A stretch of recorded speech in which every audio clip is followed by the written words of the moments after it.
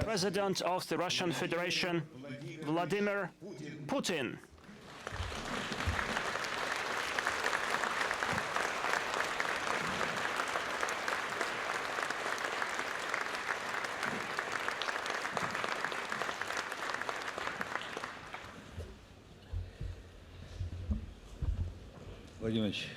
Mr. Putin, I'm glad to welcome you at the 7th Annual Investment Forum, or conference arranged by VTB Capital Bank. And first of all, I'd like to thank you for the opportunity to meet you, for your time and effort. This is your 7th participation at this forum, and certainly this is the keynote and central point of our meeting. We are working since morning. We had a morning session today, and the panel session brought together the Minister of Economic Development, Mr. Ulukayev, Finance Minister Anton Siluanov, Elvira Nabiluna, the Governor of the Bank of Russia, and also representatives of the business society of Russia, Igor Sechin, head of Rosneft, Oleg Deripaska from Rusal, and Sergei Galitsky, founder of Maganit.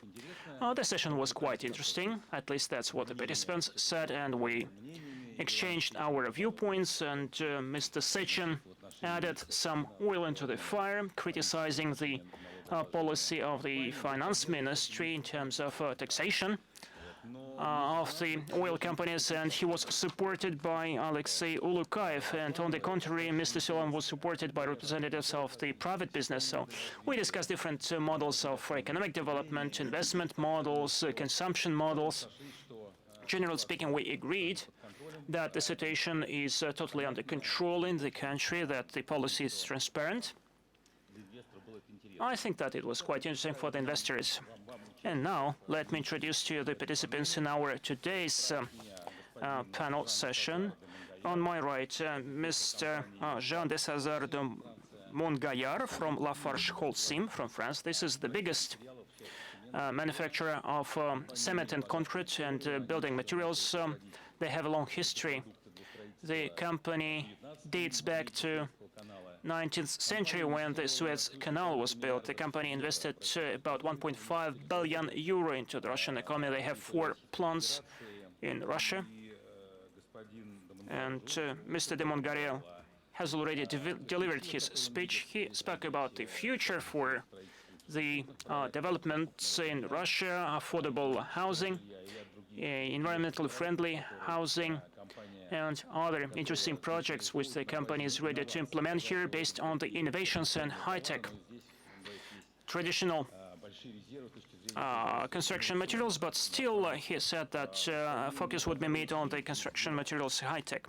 Mr. Lazarus Zima from South Africa, he's a well-known entrepreneur. He has certain stakes in the extraction industry, and he said that the investments can proceed not only from different countries flowing into Africa, but African companies are interested in operating at the Russian market, investing into Russia, and this should be a two-way street if we speak about Russia and Africa. And our third guest, Stefan Schulte, he is chairman of the executive board of Fraport, which owns not only the Frankfurt airport, but also a number of other airports all over the world. And in 2012, you know, a new airport, Pulkovo, was commissioned, and his company has a stake there, whereas VTB has a controlling stake there. So I'm passing the floor to Stefan Schultke. He will tell us about the investments which his company made, any payback, any plans of Fraport company, any propositions as to how to develop further. So if you don't mind, I'm passing the floor to Mr. Schultke first. Well, thanks very much, and first thank you very much for this organization of this high-end quality conference. It's really already a brand on Russian conferences, bringing together international leaders on economics as well as on politics, and thanks a lot. Thanks that I may join this panel another time. you know, and you mentioned it already, we are in the aviation business. We are in the aviation business already for decades, and we believe in the growth of the aviation business. All prospects, all studies I know are clearly mentioning a growth in between 3 to 5% per year on aviation worldwide, also in Russia. And that's the reason we're in that business, because if you take all the studies together, you know that connectivity is really important for growing industry. So the better you connect cities on a direct way, the better it's connected by highways, by train, by aviation, the better the situation is for the cities that companies take their seat, create jobs, and so on. So it's positive for the GDP of the different cities, and that's, for example, also very important for St. Petersburg. But we are active worldwide. Our core asset, as you know, is Frankfurt, and we are also prepared to invest whenever we see a potential and a stable environment for the future. So in Frankfurt, we just created a new or constructed a new runway. We started now with Terminal 3. I learned this morning the governor of the central bank has been in Lima. Andrew Kostin also has been in Lima, and others, I don't know exactly. Lima is also an airport we managed for 12 years already, and I'm really glad because it has been chosen already 6 times in a row for the best airport in South America, sorry very much, in South America. I hope you could experience the same on Lima. So our goal is, of course, that we also would like to be chosen the best airport in Russia for 6 times in a row on St. Petersburg, because that's the reason why we are active in St. Petersburg. We want to create the best product, and we want to create a better connectivity for such a great city, St. Petersburg. That's the reason for VTB here, Fraport, and I know our third partner, the Kopoulousis Group from Greece, is also here. I've seen Mr. Kopoulousis already this morning. And we are committed. We are committed as long-term investors. But we also need, of course, for high investments, we need, of course, also somewhere growth. Growth of the city, the right environment, growth at the end on aviation. That means we need the right environment, we need somewhere the growth potential, and we have to explore the growth potential, and I hope we can discuss this and, of course, in a little bit more.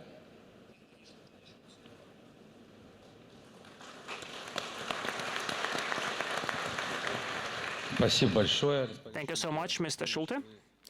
Mr. Putin, would you like to say something? We'll proceed with Q&A immediately. First of all, thank you for your invitation and for organizing such a high-profile forum. I believe that it's of interest and of avail for this country.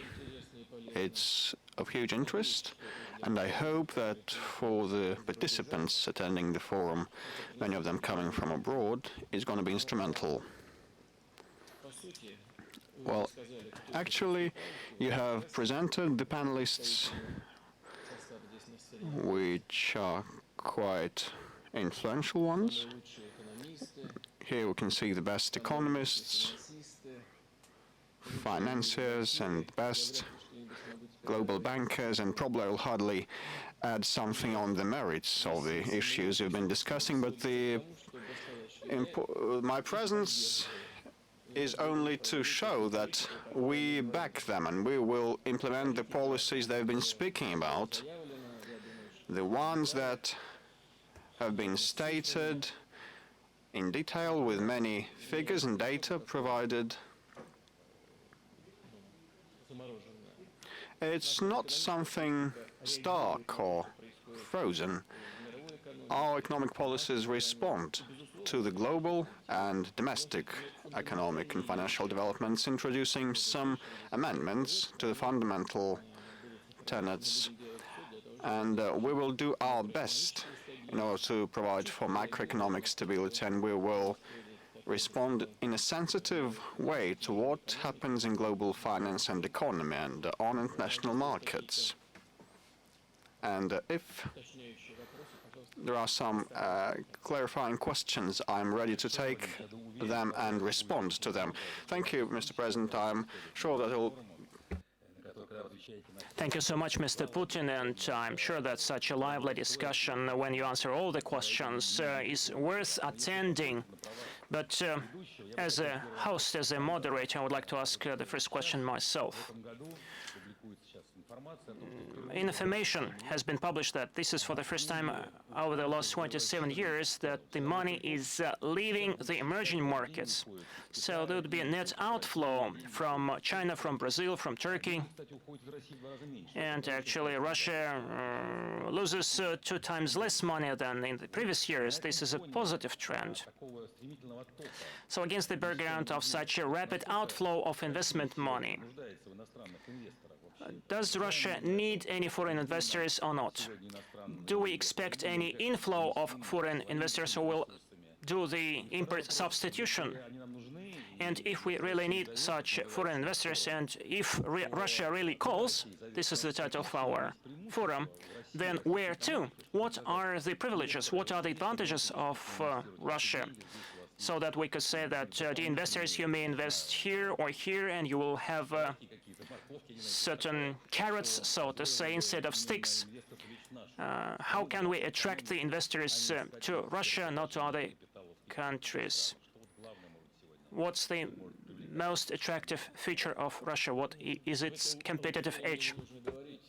Well, I don't need to speak in front of this audience what the reasons for the outflow of capitals from the emerging markets are.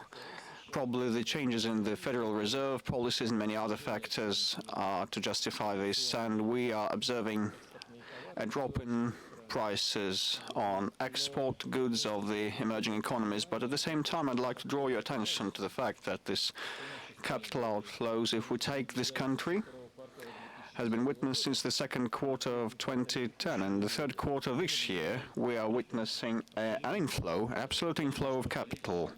And I believe that the colleagues have mentioned it today.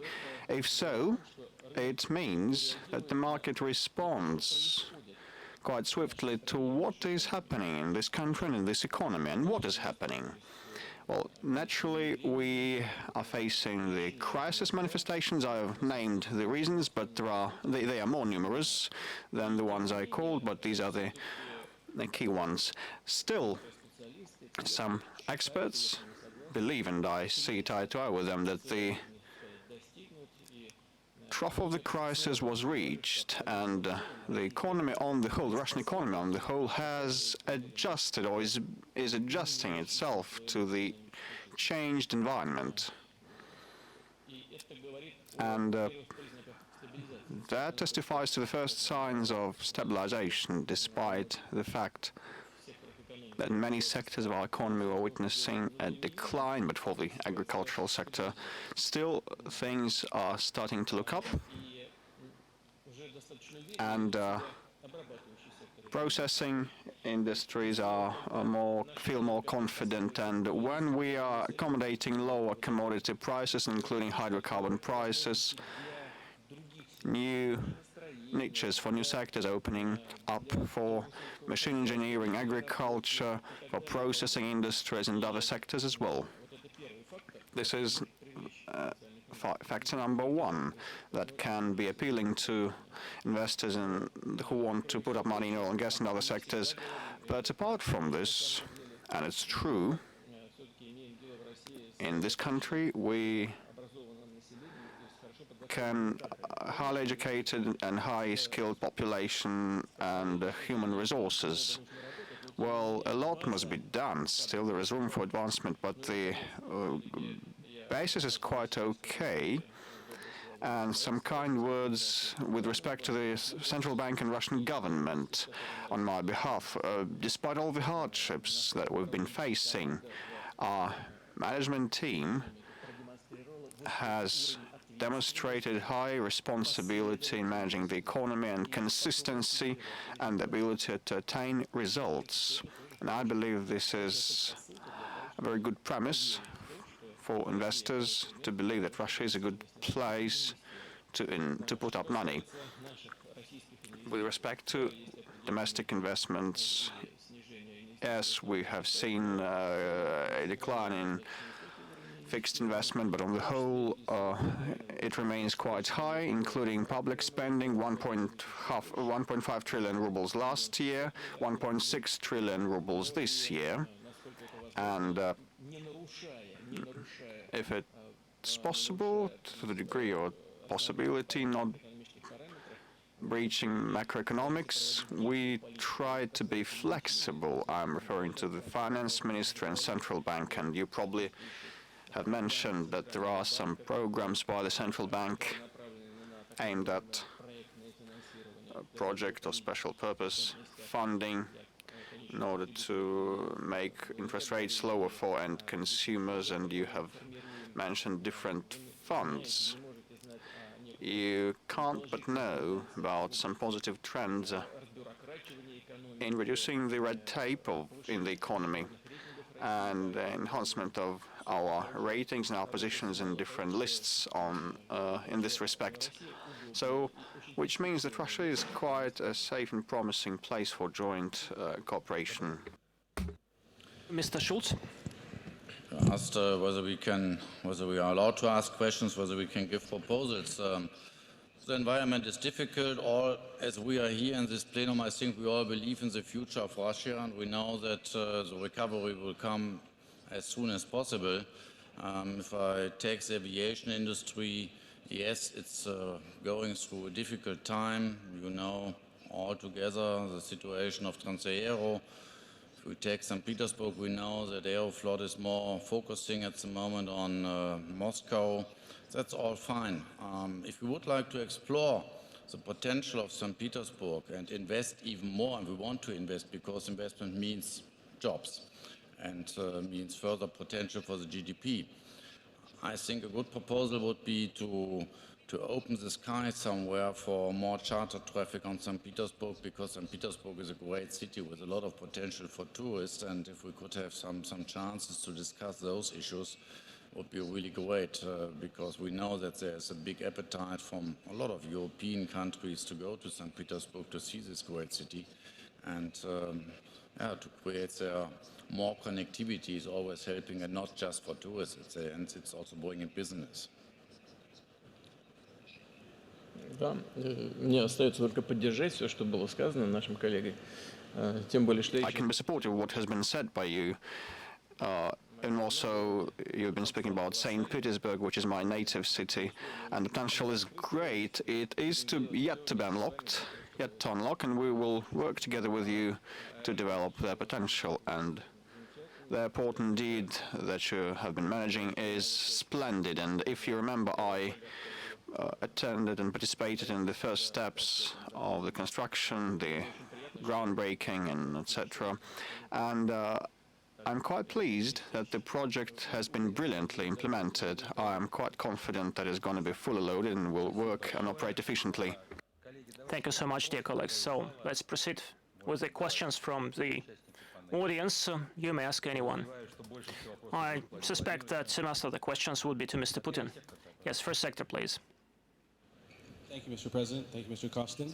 This is something of a follow-on to Mr. Kostin's question. I'm Mike Rossborough of the California Public Employees Retirement System. So the last 12 months have been very difficult for the Russian economy. So do you think the most difficult phase of the reconfiguring the economy for lower oil prices and for less access to external financing has fully been completed? And if so, can we expect renewed growth next year in 2016? And if not, when do you think the process will be completed? And in that capacity, what are the hardest tasks for the ministries of the Russian government?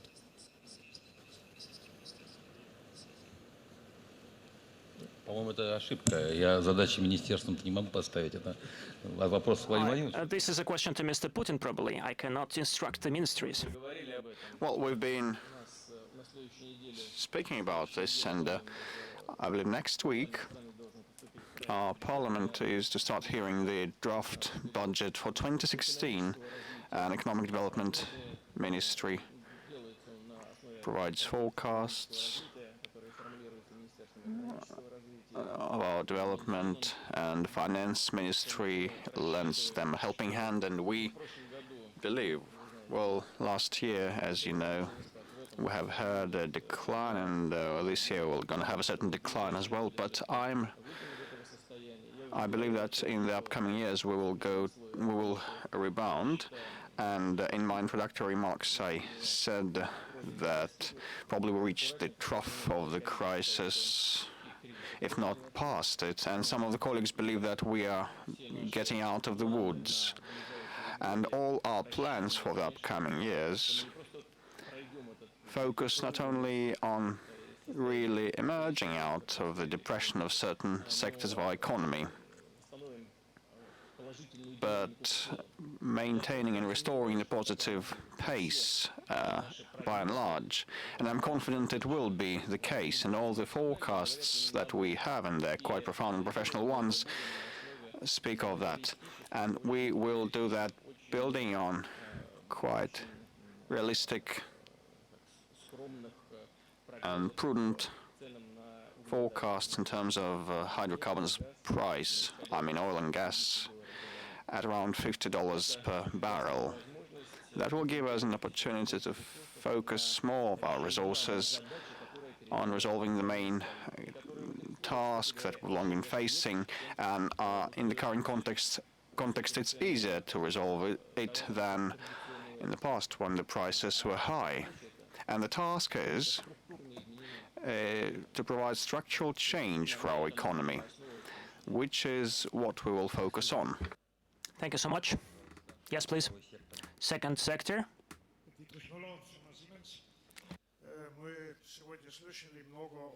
We heard a lot about the crisis, about political difficulties. How do you see the prospects of the development of relations between Russia and Germany? Prospects of the German companies in Russia? We heard about the decision to build the Nord Stream 2. Any ideas how Germany may participate in the high-speed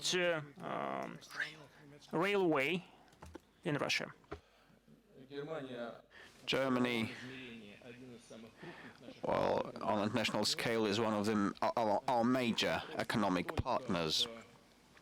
And it's not only about the figures of the trade, but rather the depth of interpenetration and the penetration of German enterprises in the Russian economy. German business community enter the Russian market not only for quick lucre and profits, no. They are active participants of our machine engineering, generating sector,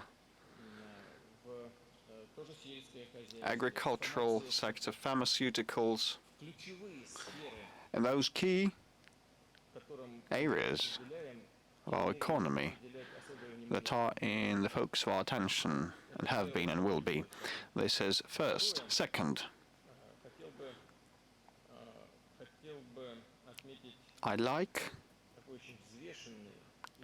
to mention a well-balanced approach of the German companies in terms of how they develop their relationship with Russia. They don't fluctuate with respect to the political situation, and they are quite pragmatic, building on their interests and the interests of their partners, and we appreciate that.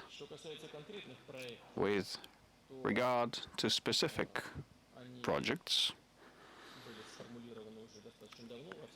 they have been set out long ago, probably the ones you have mentioned. Nord Stream 2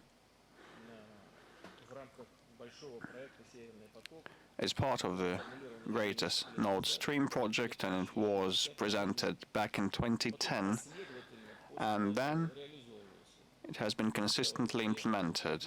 First, Nord Stream Train 1 was implemented, and in parallel with implementation of Nord Stream 1, shareholders and companies and partners came up with their ideas to expand the project further on. So it's no novelty. And this project aims at providing the need for energy for Northern Europe, given the declining production in Norway and the United Kingdom and the growing demand at the same time in that region of Europe. So it's not designed to strip someone of transit capability, and all those political talks and speculations, please leave them aside. With respect to the Ukrainian transit and supplies to southern Europe, we have special plans for that area with our German and Turkish and French partners.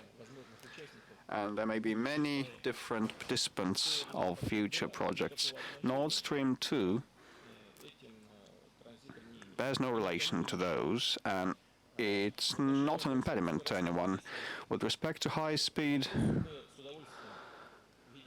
roads, well, such infrastructural projects are important, and we would welcome your company and other companies in transport engineering in Russia, and we appreciate this. It's a mutually beneficial area, and we would continue to cooperate. And as we know, our Chinese partners develop their transport hardware construction on the basis of German technology.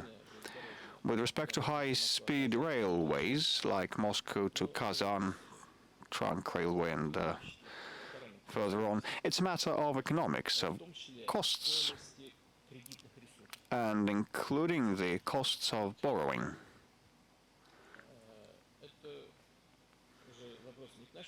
So it's not a question to our government, but to yours. If such projects participants have limited access to European funding, there will not be many options on the table.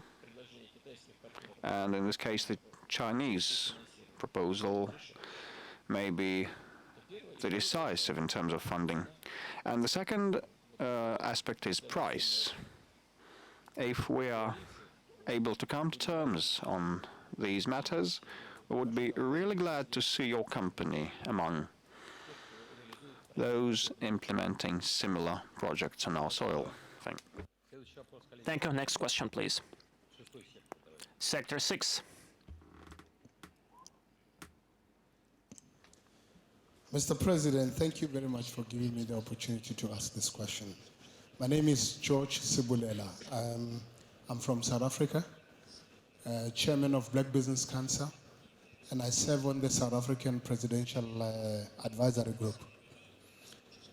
I want to also note the role that Russia has played in the transformation of South Africa during the political times, particularly for the ANC, which was really appreciated. My question is around the BRICS countries. One is China-Russia a strategic partnership, a strong and a stable one? And we have seen a lot of the Chinese traveling to Africa for various opportunities, becoming much more active. And secondly, what do you see as the priorities in terms of economic cooperation with China, similarly with Africa?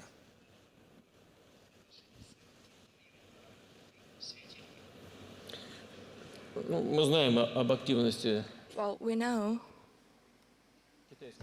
that the Chinese business community is very active in Africa. Nothing unusual, because Africa is the richest continent, home to vast natural resources, diverse ones. It is only natural that such a fast-growing economy, I'm referring to the Chinese economy, needs reliable supplies of mineral resources to its rapidly growing market.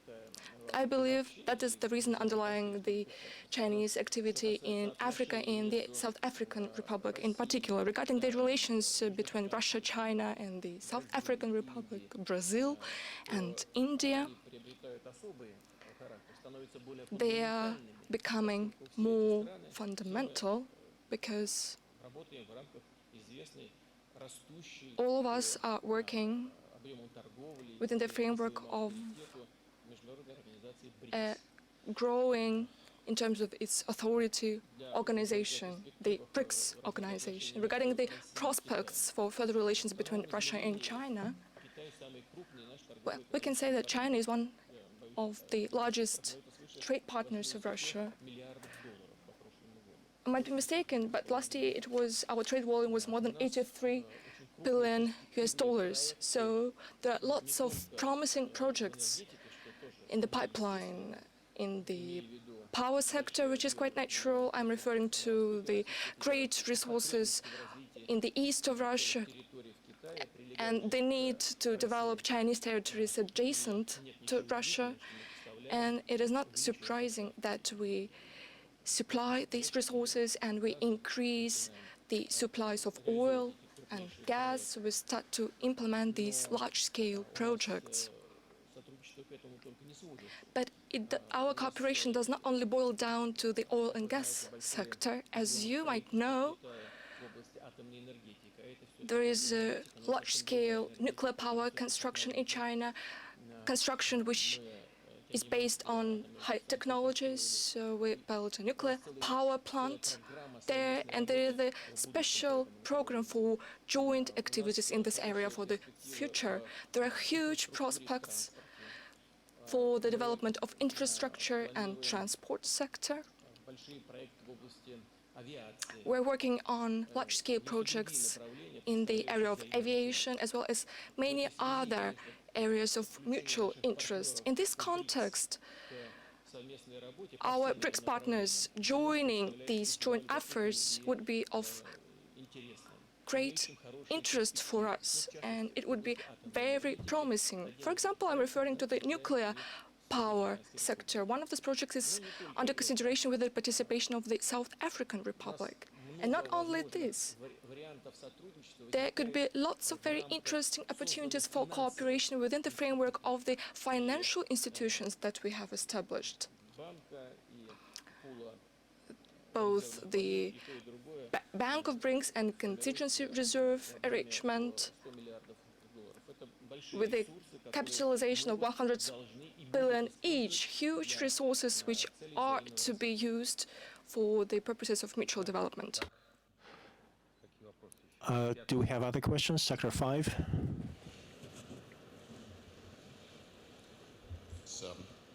Mr. President, thank you for your time. I'm Steve Lantis.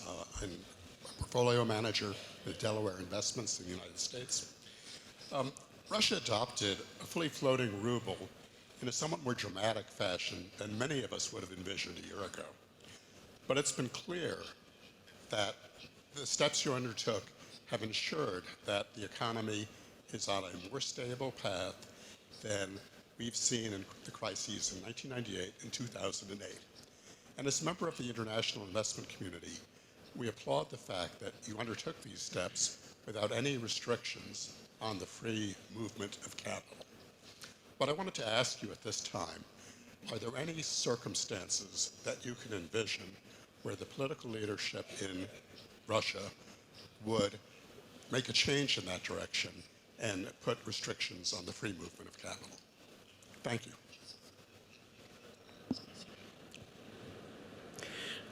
Well, you recall the crisis of 2008 and 2009.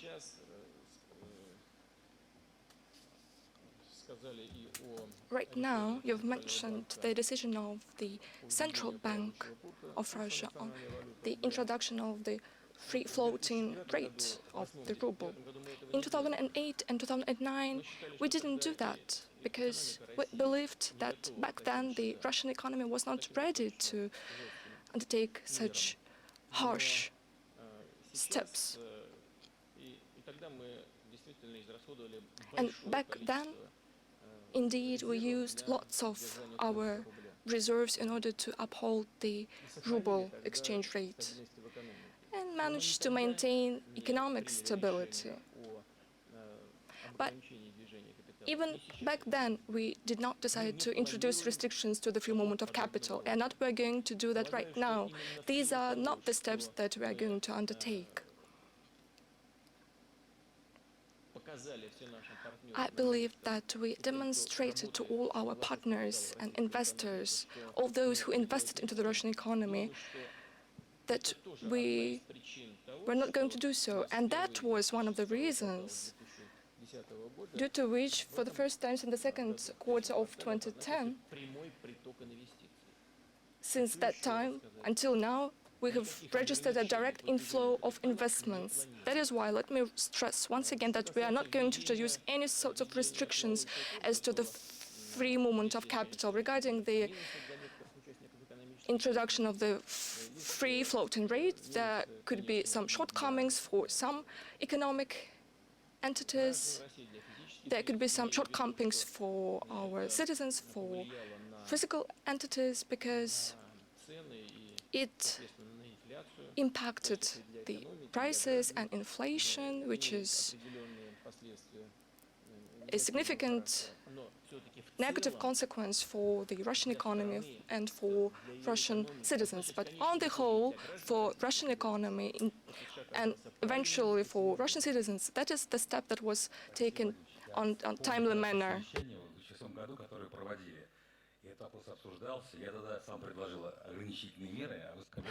We offered some limitation steps, and you said it won't happen. We didn't do the reforms to reverse this trend, and I can't remember of a single occasion when this came into discussion. And investors keep asking about it. It's one of the big concerns for them, something which they feel. Well, you know, there are lots of ways to introduce restrictions. There could be full bans, quasi-bans that have to do with reserve ratio, with certain volumes. None of this is included into our plans. Are we going to have any other questions? Sector 8. Let's not ask only the people in the front rows to ask questions. My name is Trent DeBruin. I'm with VTB Capital Management of the United States. Mr. President, this spring, after a 2-year pause, the second pillar of the pension system started working again as before, with funds being transferred to NPFs. However, in September, there was already talk again about a new freeze.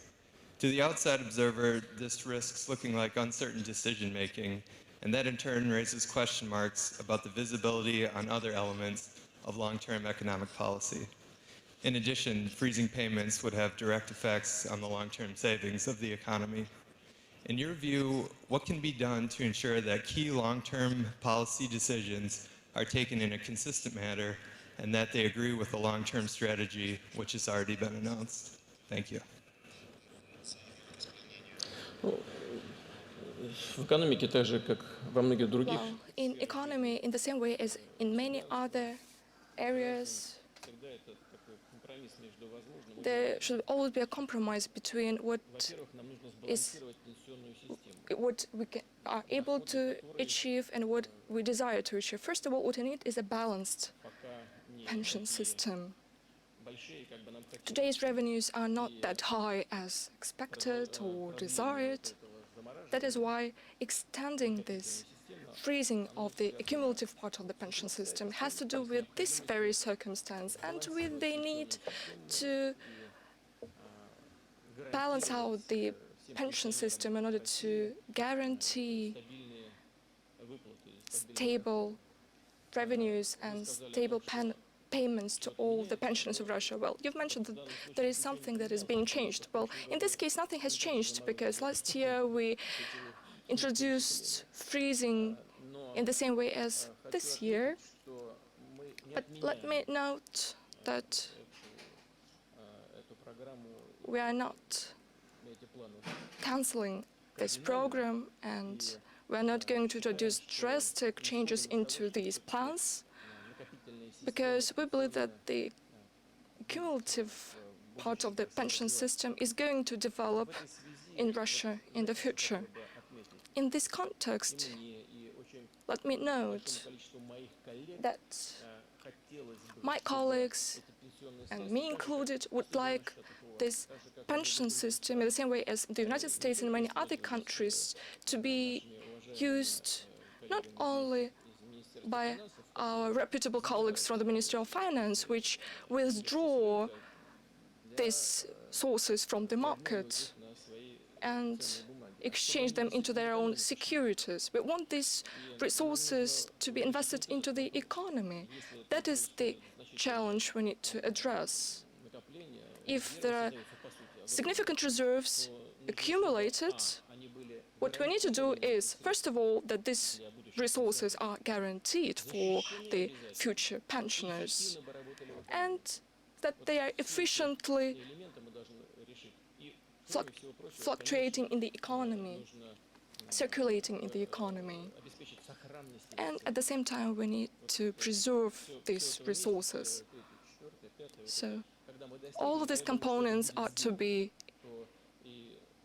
implemented, and I believe that it will be done, and only then the cumulative part of the pension system is going to develop. First of all, it will be preserved, and secondly, we're going to invest into its future development.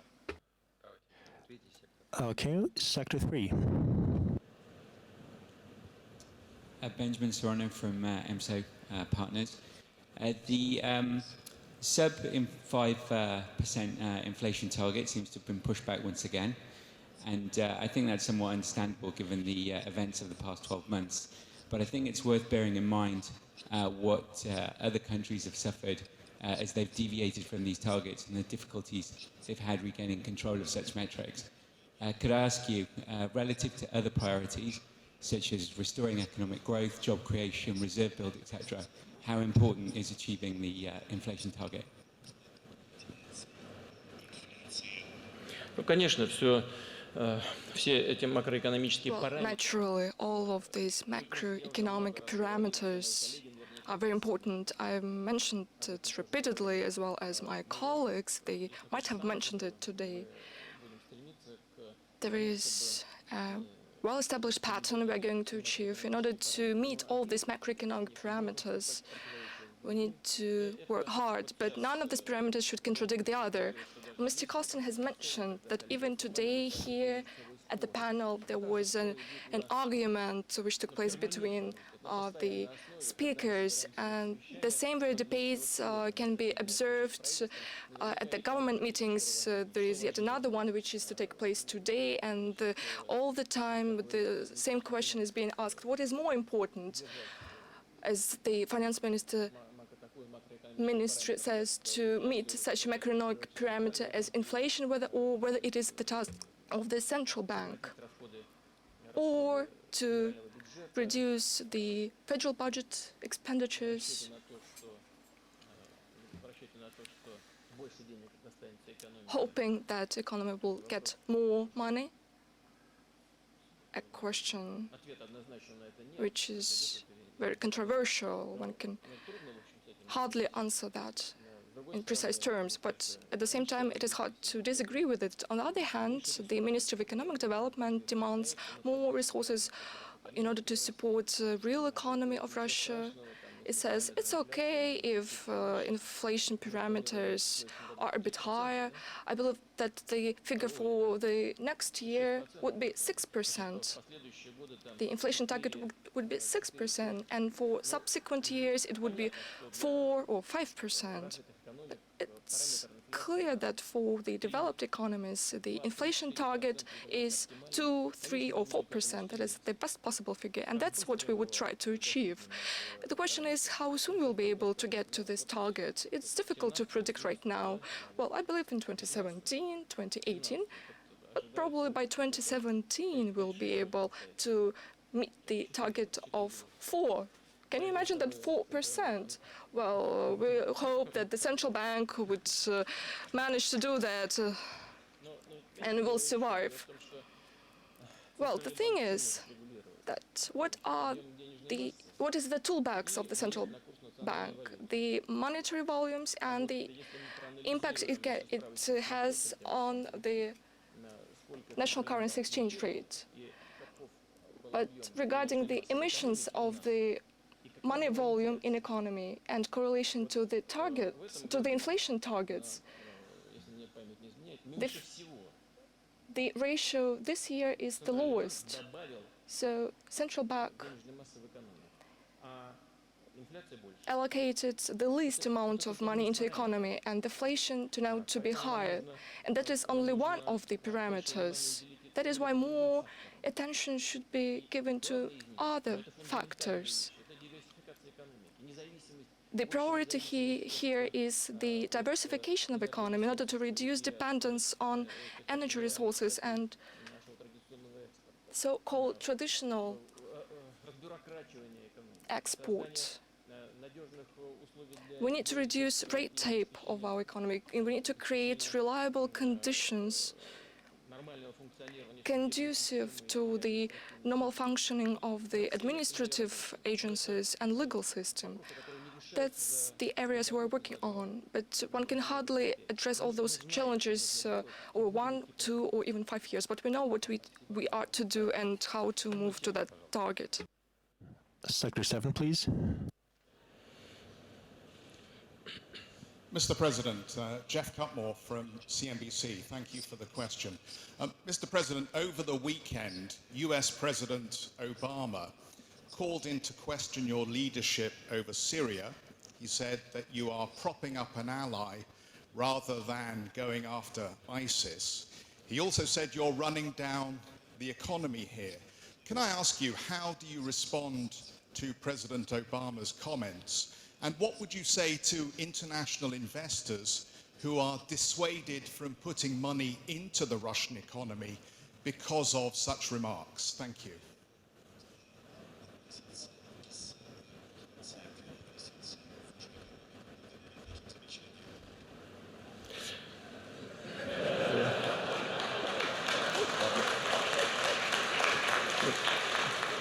Вы как-то, знаете, как у нас говорят? Well, as we say, you mixed apples and oranges together. And there are many other jokes when people are trying to create a hodgepodge of various things. How does it have to do with investments into Russia? Although everything is interconnected. No direct links here, but everything is interconnected. Well, first of all, I'm not going to get into these debates with anyone, but let me be clear, we're not going to get into leadership in Syria. There's only one leader in Syria, which is the Syrian people. What we are trying to achieve is to contribute into the fight against terrorism, which is a threat both to the United States, to Russia, to European countries, and the whole world without any exaggeration. Let me draw your attention to the fact that all our actions, as I've mentioned, fully comply with the UN Charter and international law, contrary to the actions of our colleagues from the so-called US-led international coalition, which is acting without any UN Security Council resolution and invitation of the Syrian authorities. The US-led operations have been lasting for more than a year, but to put it simply, just the actions of the United States. They engaged 11 countries to the airstrikes. More than 500 airstrikes were executed on the territory of Syria. According to official statistics, $500 million US were spent to train and equip militants of the Free Syrian Army to fight against ISIL. And what are the results? There are none, actually. And right now, the Free Syrian Army is being supplied with ammunition and all necessary military equipment. So where is this Free Syrian Army?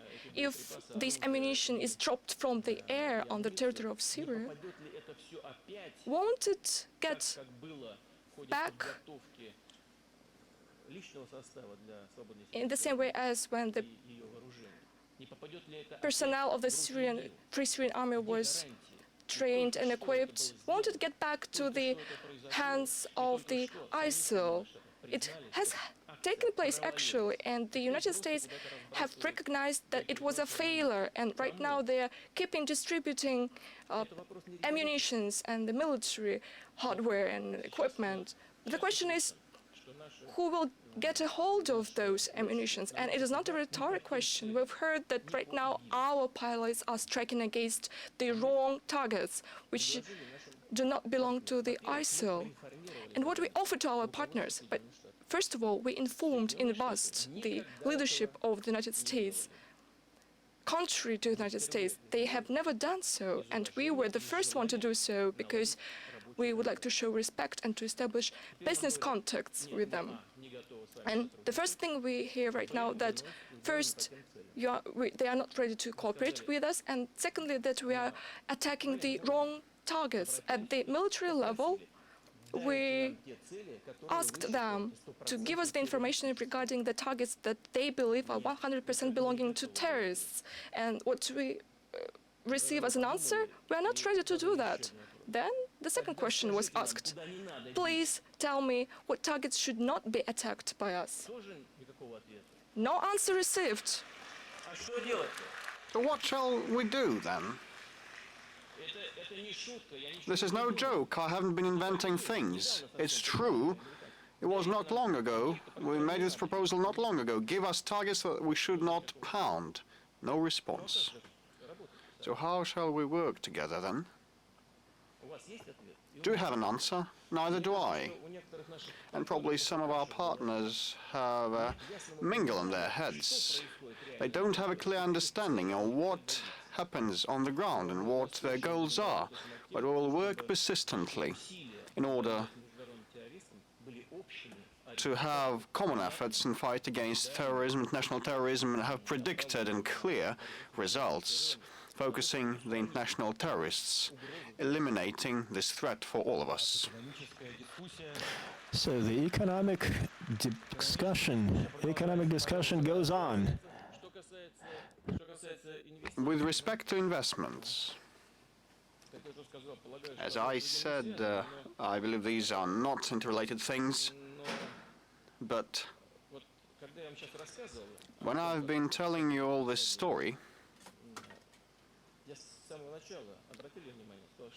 from the outset, probably you noted that I mentioned that no one ever warned us about such military action, and we did so. We have done so, which means that we aim at working together.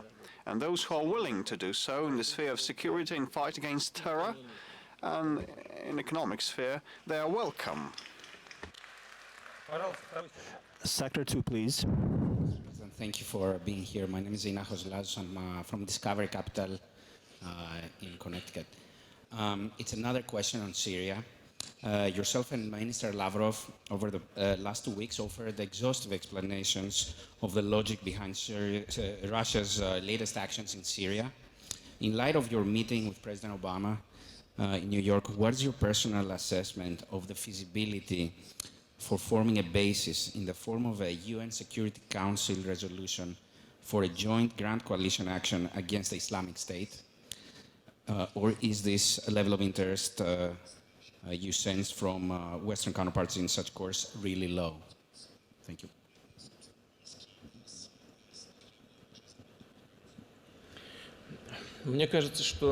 I believe that it's in our common interest, and our conversation with President Obama that took place in New York was quite detailed and I believe frank and sincere. On the whole, we saw the interest of our partners in joint work. But as of today, unfortunately, I emphasize that it's unfortunate, we have cooperation between our military only. Only in matters of military and technical nature, like comparing the friend or foe signals of our aircraft, which is indeed a sign of mutual trust, by the by, and we have other technical parameters to coordinate and that are being coordinated, but this is not enough, I believe. And I think that if we want to be efficient not just pounding or bombing. If we want to arrive at a political settlement, we should encourage the forces inside that country, and this is a very complex conflict, so we should encourage them to work together between themselves, which is the main thing, and we should work with those whom we can influence, like us, the United States and Europe. We should bring them down to a negotiating table so that they start the political reconciliation process, which is not something we have been able to arrive in our joint efforts with the US and the EU, well, primarily with the US. We have come up with a proposal to organize a high-level political meeting and military meeting in Moscow. I said that I am ready to send a high-profile delegation to Washington to discuss the settlement in Syria, but we have received no answer as of today. And by the by, I believe that could be indeed a high-profile delegation on the Russian part, headed by the chairman of the government, Prime Minister Dmitry Medvedev, for instance, and it could also comprise military, like deputy chief of staff of the, or probably special services representatives. We should work on the substance if we are to be efficient, but we also are to cooperate with the regional players like Turkey and Saudi Arabia and Jordan. It's a small state, but it borders on Syria with Iraq. Yes, there's a great deal of mutual suspicion and claims, but unless we work with them, no solution is found, and we hope that we will be able to make headway in this domain, political domain. Shall we talk about the pension system again? Maybe? Section 6? VTB Capital in London. Sorry, just to continue on the Syrian theme for one more second. Can you give a few words on how you see the relations between Russia and Turkey going forward? There seems to be some tension on the Turkish side about the recent developments. Is there dialogue with Turkey? Where do you see this going forward? Thank you.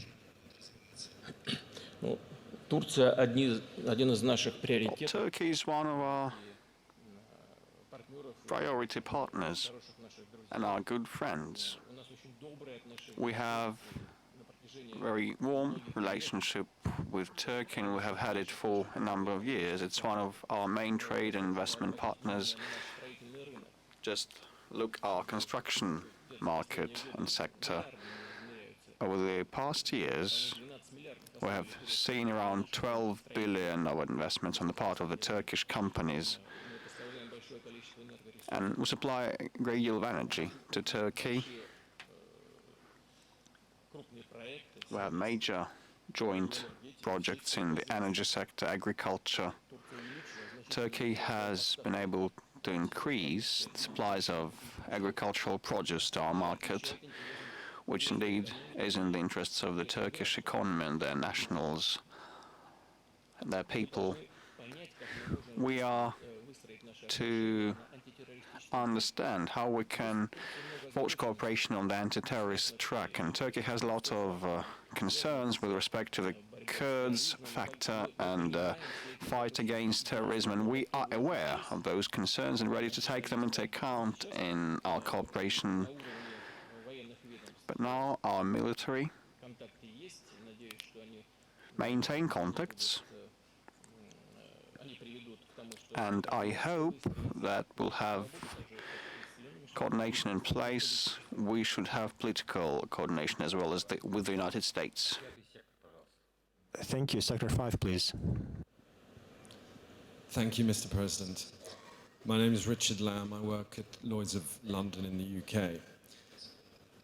The Bank of Russia has started implementing the plan to create a national ratings agency.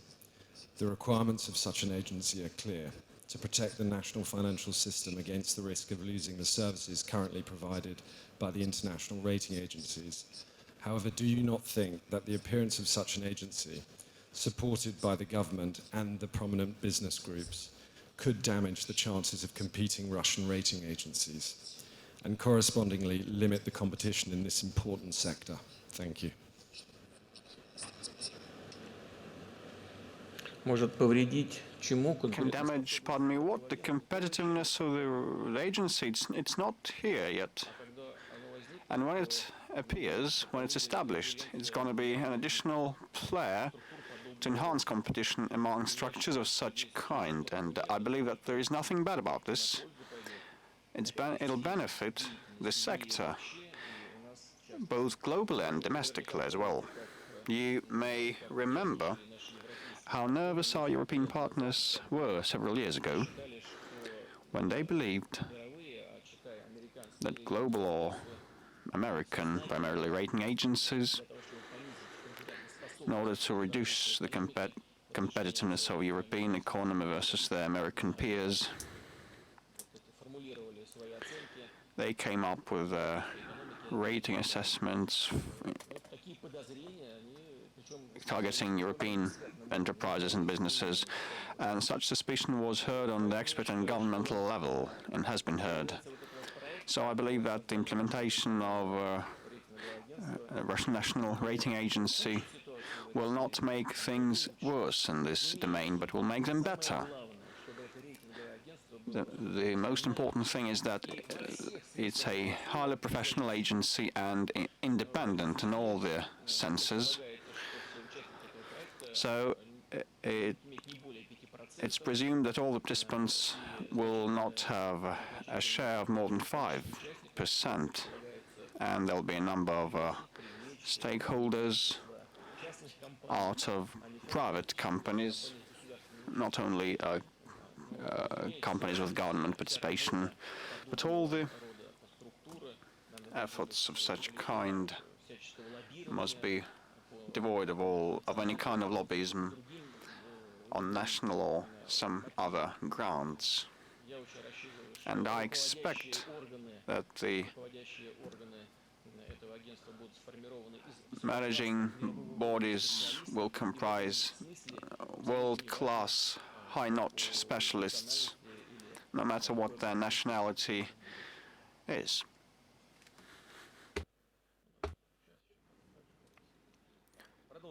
Let's continue our discussions, dear colleagues. Sector 1, please.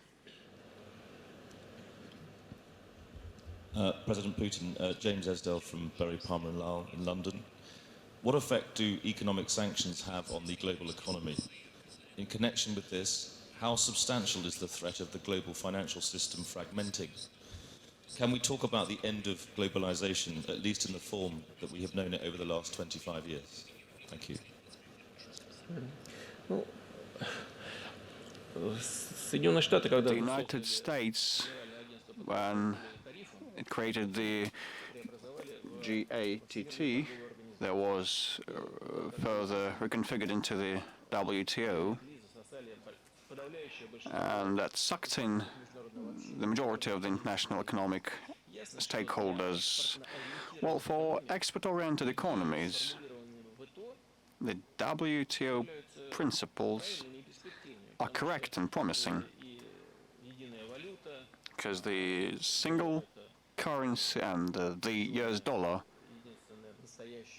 per se is the only global reserve currency, and then lifting national barriers was the right thing to do, with some additional benefits for member states of that organization, and it aimed at removing national borders and barriers and providing the national treatment to all other economic agents in other countries, and the MFN treatment and all other things, you know. With respect to limitations and the fragmentation of the system with the help of sanctions, we view the topic as a matter of non-bona fide competition, unfair competition. I believe it can be bad for everybody. I'm not speaking about damage or losses of our European partners, and it's scores of billions of dollars as a result of our counter-sanctions. But anyway, it's a manifestation of all these negative repercussions are a manifestation of such practices of doing business internationally. Here in Russia, we believe that the economic rules of the WTO are fundamental and stark and unshakable, and they should not be related to politics, but it proved not to be the case, and the economic toolkit is used to gain competitive advantages in economy and to attain political goals, which is quite harmful for everybody, and we should somehow come to terms to drop this practice altogether in future. Thank you. Sector 4, please. Good afternoon, Jason Trujillo with Invesco Advisors. And thanks, Mr. President, for your time. It's certainly much appreciated.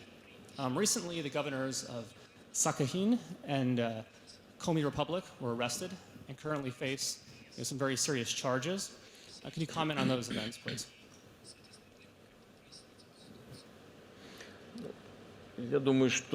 I think that it's going to be premature to speak of this. In Russia, as in any other civilized country, there is the presumption of innocence unless there is a verdict and a sentence of the court. The law enforcement have grounds to believe that grave crimes have been committed and offenses, but giving any comment before the investigation is over and the decision of the court, the ruling of the court is there, is not quite correct and is counterproductive, is harmful for the process of investigation and trial. And the judiciary should make their own conclusions. With respect to fight against the corruption, we believe it's one of our paramount goals. And we'll do that domestically, and we have approved a number of decisions that put caps on some people engaged in administrative occupation, starting with the federal and down to the regional level. We will enhance the oversight system and the work of the law enforcement and the judiciary. And definitely we will contribute to international efforts, like in November in St. Petersburg, a UN-led forum on that matter is to be held, and Russia as the host country will actively participate. Thank you, Sector 3. Christina Vares from Nuts Capital. My first question will be very simple. What share of your time you spent on economic and infrastructural issues, and what share of your time you spent on international conflicts such as aid and military? First is 80% at least, even probably more. And the second question, probably more specific. The foreign investors, in order to come to Russia, they have to have some showcase, some example. And for instance, the Russian pension money is invested only by 1/3 into shares, so not very attractive for foreign investors. Speaking about the real sectors of the economy, Russian roads or motorways are so dangerous that about 27,000 people would be killed in accidents. So again, just for foreign investors, it's not very safe to come to Russia physically. You think foreign investors travel between Oryol and Voronezh cities? I have doubts. Foreign investors will call on us to go by plane. And with respect to roads, yes, it's a well-known problem for this country because we have very vast dimensions. We're the biggest country in the world in terms of our square area, and we have a lot of remote areas with no road network at all. which is first. Second, the standards of road construction of ours are even more stringent than those of many European countries, but the climatic conditions are different. So there are some objective and subjective difficulties, but anyway, one of ways to develop our economy is invest in infrastructure, roads, railways, ports, airports, and machine engineering, aircraft construction, and vehicle construction. Probably the last part of my question. What economic or investment issue is most attractive for you? You have named one of these, infrastructure development. Given the economic hard context, it has always been rendered as a priority measure that in the mid and long term can give good returns for our economy, and we believe it's going to be so. So the discussion about the roads started early in the morning because one of the speakers, Mr. Galitsky, who is the owner of a whole range of points of sale and retail shops, he said that money is not needed to facilitate economic growth, but more people should be born rather than the one who die. I think that that's quite fair. We have to invest into the human capital, into the human resources, and therefore the demand inside the country would go up. So several more questions. Probably final 3 questions, and that's it. Sector 8. Yes, please. Our British colleague, partner. I have a question about competition, just like the previous speaker. My question is about the policy of the government aimed at demonopolization. And I asked this question at the very first VTB Capital forum 7 years ago, and the president or the then prime minister answered positively to my question, where the demonopolization of the gas market take place. So it happened so, and therefore the added value was created for 10 kbp, which is now part of Rosneft and a number of other companies. So we're speaking about the merger of 2 agencies, the Antitrust Authority and the Federal Tariff Authority. How should the investors understand this or interpret this solution? Will it open the way for further demonopolization of the most important sectors, such as railway transportation or power generation? That's a question. And probably the representatives of the international business in Russia will also share their views about the competitive environment. So regarding the demonopolization of the railroad transportation and power sector, yes, we would follow that path.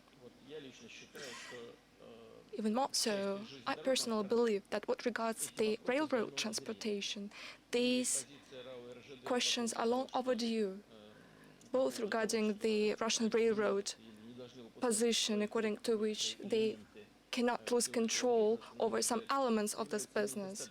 I believe that this position is very inconclusive, because through the traffic control system, they would manage to maintain some sort of a control. That is why additional demonopolization of the system is very timely, and it should be implemented. The same holds true of the power sector. We should watch carefully what will happen at the market. I'm referring to the tariff situation. Regarding the merger of the 2 services, nothing new about that. The decision was made due to the fact that we needed to avoid any overlapping between the services to make the work of the services more efficient and address the challenges that you've mentioned right now. We wanted to make demonopolization of Russian economy more efficient as a whole. Now, regarding our goals in this area, well, our efforts in this area? Well, you know that we intensified the activities of those agencies, and relevant decisions were made at the legislative level. We introduced greater responsibility for monopoly conspiracies. We even introduced the criminal responsibility, liability for these developments, which was not the case before. That was done based on the assessment of the work of similar structures in other countries, including the United States and Great Britain. And from the point of view of our practice, there is, again, nothing unusual because the federal anti-monopoly system and federal tariff system were born in 2004 based on the anti-monopoly ministry. And after they worked separately, the experience has demonstrated that it would be more efficient for them to join their efforts and to be more efficient. 2 questions more. Well, let me choose. Sector 8.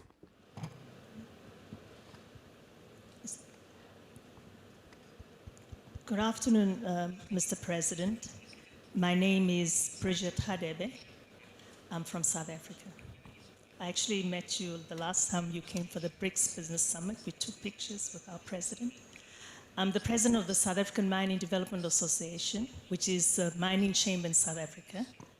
And I'm also the co-chair of the Russia-South Africa Business Forum in BRICS. My observation within the BRICS context is that we have 2 very dominant countries in Russia and in China. And the amount of effort that Russia contributed towards the political liberation of the African countries during the colonialist time was very dominant and very fundamental. And I feel and we see that the economic dominance is not enshrined, and there would potentially be a risk of replacing the foreign direct investments from Europe with that of China, because the Chinese are extremely, very, very active in the African economy, and would like to see more prominent Russian participation in terms of the oil and gas and minerals. We have created a BRICS bank for infrastructure. It would be very unique to create also a resources bank. And maybe go beyond that and look into a BRICS stock exchange. And when you look at a stock exchange and maybe model it according to the flow-through share syndromes, flow-through shares that might translate into tax incentives for those producers in the oil, gas, and minerals that are investing in those BRICS stock exchange. No, I'm just talking about the paradigm shift beyond what we started by creating the BRICS Infrastructure Bank.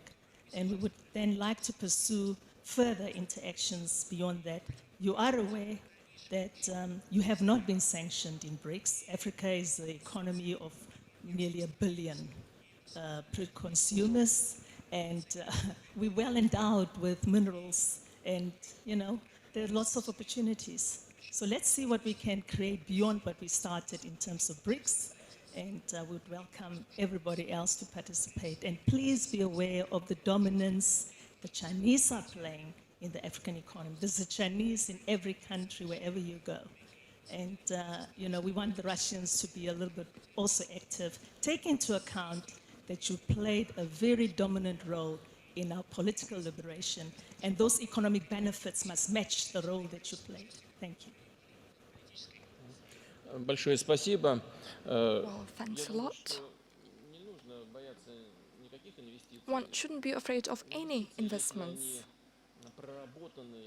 If they're well conceived and if they're received by a sovereign state, these investments should be for the benefit of the country where these investments are allocated. And now it is up to the state itself to introduce rules regarding the investments which would be beneficial for the source of these investments and the receiver of those investments. Well, your comment is not a question, it is rather a proposal, a concrete proposal regarding the development of the common stock exchange and many other infrastructure aspects. Well, all of it can be achieved, particularly since the Bank of Infrastructure Investments is starting its work, as you've mentioned, as well as the contingency reserve arrangement. So we need to have expert consultation. Thanks for your proposal and for your comment. Last question, Mr. Averua. This is a major partner of Rosneft and one of the major industrialists from India. He came with a huge delegation, both in terms of oil and gas and metals. You're welcome. Thank you, President Kostin. Your Excellency, I'm Ravi Ruya from the SR Group in India. We are involved in the oil refining and exploration business, in the steel business, in the infrastructure business, and in the power generation business. In the recent past, we have been working very closely with Rosneft. We have now signed a long-term 10-year agreement to buy crude oil from them into India. This will be the first time after several years that India would actually be getting crude from Russia. We have been working closely with VTB Bank, who have supported us in the recent past. And in fact, I can tell you that both Rosneft and VTB today have become very well known in India because of these transactions. We are now looking at further investments on both ways, both into India by Rosneft and VTB, as well as two-way from our side into the Russian economy. Your Excellency, Russia has always supported India in the time when India needed help. And I think, and as you well know, India has always been very grateful for that. And even today, all the political leadership in India continues to maintain that India will continue to support Russia in every possible way. From our side, the question I have is, other than the political side, how do you really see Russian economic cooperation with India, particularly in the private sector? Because in the recent past, the real investment or the real cooperation has been between Russian government entities and Indian government entities. But increasingly, we see a role for Indian private entities and Russian private entities, as well as Russian state-owned enterprises. We would like to see what is really the commitment and how really interested is Russia in developing this relationship with India in different sectors. Вы знаете, нам очень бы хотелось. Well, you know, we would want this vast political potential of our cooperation that have been established throughout decades, huge mutual trust potential, as well as mutual love between the peoples of the two countries could be transformed into concrete projects. And the economic potential between our countries hasn't been tapped yet. India is a huge country with a population of billions of people, with the market economy, which is very dynamic. Yes, indeed, we have maintained our economic cooperation thanks to the efforts of the governments of the two countries, but our goal is to make the government efforts a trigger to step up cooperation at the private level, at the level of private companies. There are lots of private companies in India. Most of them are already present in Russia, particularly in the area of the pharmaceuticals and many other areas. There are lots of huge, promising projects, and we would want to engage private companies for joint activities both in Russia and India and together on the territory of the third countries. Let's work together to use all the existing tools, the intergovernmental cooperation, business community forum, so that we could identify and implement these opportunities. Well, 3 more questions from the third, the second, and the first sectors. Well, we're lucky. Sector 4, you've raised your hand. Please, the floor is yours. Please stand up.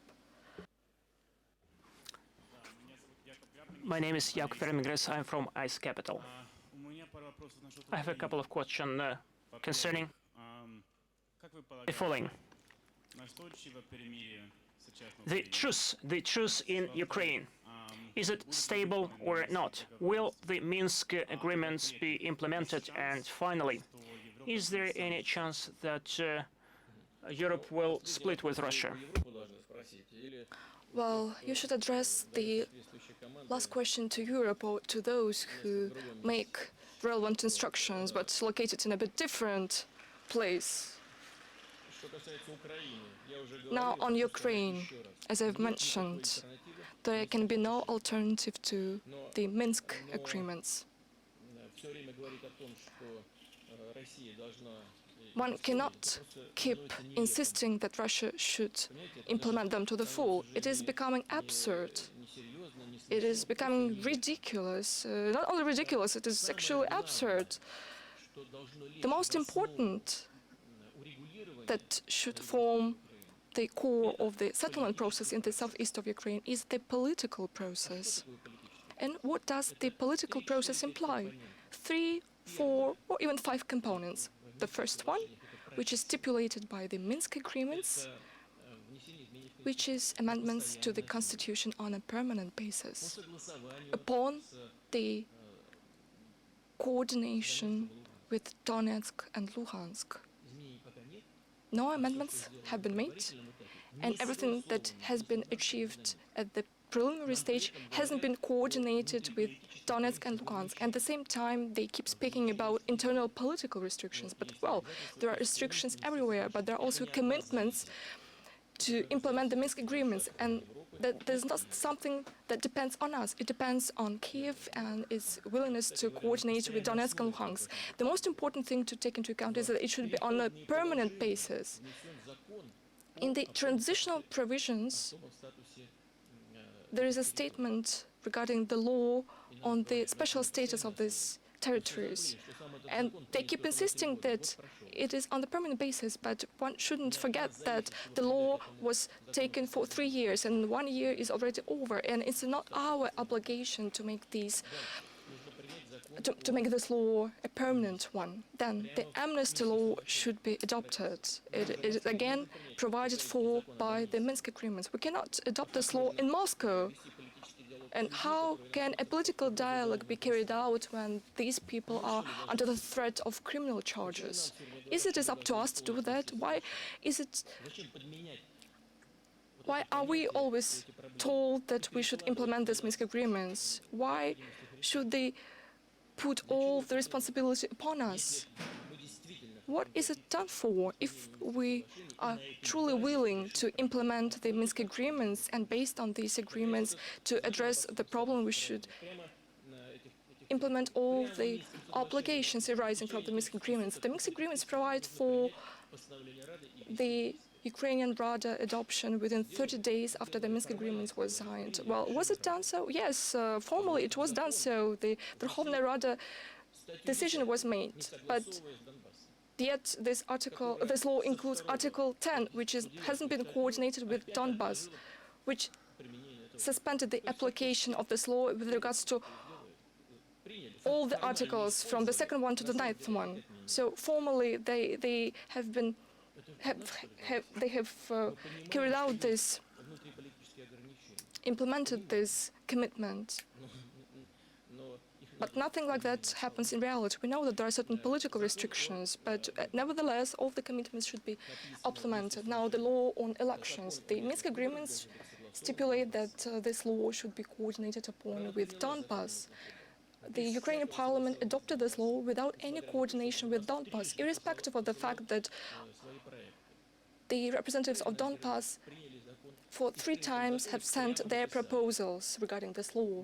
So the relevant law was adopted, and in the law it was stated that there are not going to be any elections in these territories, and a result of which the representatives of these territories decided to independently carry out these elections. Then they kept asking them to reschedule these elections. Well, yes, they accommodated this request. They rescheduled the elections, but what now is needed is to organize all the procedure to implement this law, and the compromise searching process would be very difficult. Although there is no way out of this. So again, despite all the political restrictions, it is up to our colleagues from Kiev to do that. And finally, economic rehabilitation of the territories, because right now they're under full economic blockade. What we are told is to provide access to the humanitarian assistance from Ukraine to these territories. But the Donbas representatives insist on removing this blockade, and then there will be no need in humanitarian assistance. So lots of problems there, although the majority of them are beyond our competence. Can our colleagues see that in Europe and United States? I believe they can. And I have all the grounds to believe that they actually realize what the difficulties are. But it is not that convenient for them to state that today the Kiev authorities are not capable of addressing those challenges. It is easier for them to put the blame on us and to insist on increasing our influence by 6 times. But how could we do that? What we need is to make our partners implement their commitments, and those who could have an influence on them should do that as well. That is why working together we could achieve positive results. Now the third sector, somewhere in the middle, back there in the middle. Please stand up. Please give the mic to the speaker.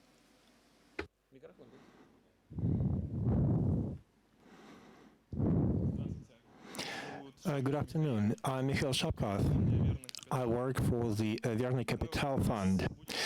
My question has to do with small and medium-sized businesses. Andrei Leonidovich has just, well, in the last session said, should we issue loans to small and medium-sized businesses? There's high level of risk, and that's not what I said. I can repeat what I said. Don't change my words. Maybe I misunderstood. Keep going. Well, the point I want to make is this. Are we going to see development of SMBs in Russia? Looking at the statistics, currently, I think the contribution of SMBs in GDP is about 20%.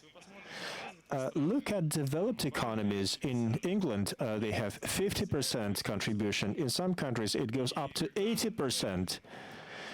When export markets begin to collapse, when there are external conditions, a country should still have this sector, which will support a country's economy. So what is it going to be like in this sector? Well, the answer is obvious, and you probably know it.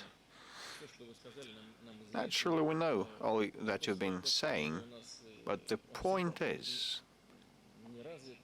that it has always been underdeveloped. In the Soviet times, we never had it at all, and we started from scratch after 1991, so new environment, better framework should be provided, starting with the incorporation rules for companies and then provision of energy access and infrastructure access and premises, investments. We should reduce the tax burden, both with respect to social and welfare payments and taxes per se, and the supportive measures of the government, you know them quite well as well. We are in close cooperation, in close contact with small and medium enterprises, and we've been considering and studying all the proposals of yours. I will not speak about special purpose support mechanisms via the National Bank and the money that is allocated to small and medium enterprises at the regional level. This is probably insufficient, but the main thing is to provide the favorable environment, and we know that, and given the current economic context, we will do so. We'll provide this favorable environment. Don't you doubt, please. I said that it makes sense to criticize when there is a demand. It makes sense to provide loans when there is a demand for the products that the companies are making. If they're making something that nobody needs, it's a different story. Probably the colleague meant a different thing. Despite the drop in the policy rate, it was 19%. Now it's 14% of the average interest rate, and it can be a bit lower for good borrowers with a good track record. So the central bank and the Russian government are coming up with special measures to support SMEs via the regional level and directly providing trust funds to real projects. But we should reduce the bar, put the bar down, so that more companies can get the project finance. The bar shouldn't be too high. And small and medium enterprises should be able to approach these sources of funding. So we are in close contact with SMEs, and we will continue. Thank you. Well, the third sector 3, please. Or this one, this row. Anyone willing? Yeah? No. Okay, great. Oh, you still have a question? Oh, all right.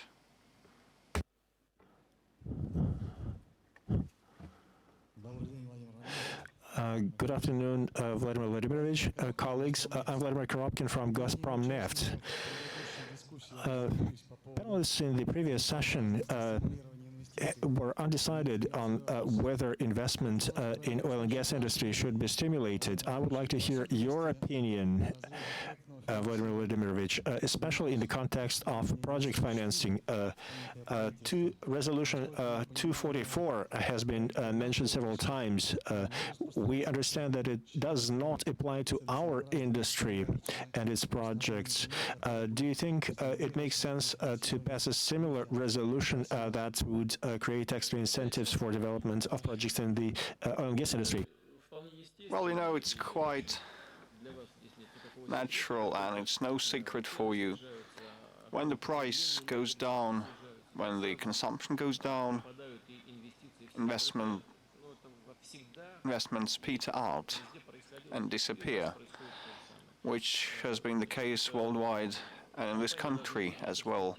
So the companies, enterprises should see some promise about the market. If the planning horizons get narrower, the investments are on the wane, but eventually it entails in delays in introduction of new deposits, and there's a deficit and the prices start growing. And I'm sure, unfortunately, this will be the case for the global economy this time, but it does not mean that on the national level we shouldn't prop up our oil sector and promising projects.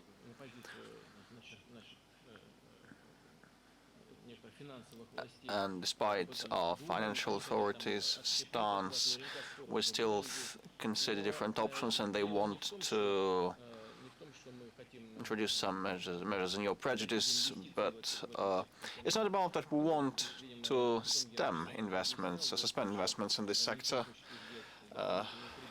But Mr. Siluanov probably said that the finance ministry wants to withdraw some additional windfall profits originating from the slump in Russian currency, in the ruble.